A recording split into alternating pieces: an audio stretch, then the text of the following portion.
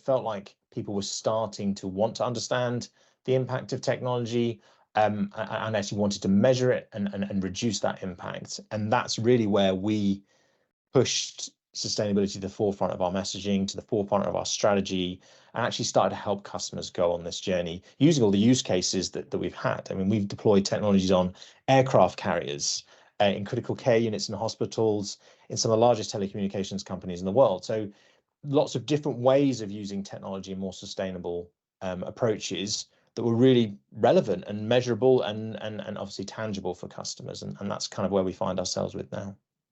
That's brilliant. And you were saying there about sort of 4 or 5 years ago, you sort of noticed this taking off. Was there a moment where you thought, "Gosh, this is changing here"? Actually, this you know, the argument is being won.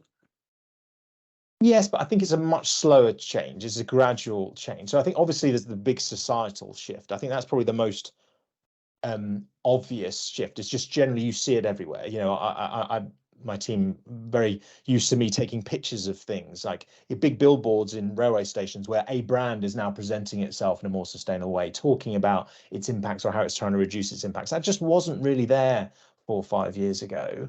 In IT terms, we're still moving. Yeah, we use the analogy, it's like a surfing analogy. You can kind of see the swell, you can see the wave over in the distance, but it's not here yet.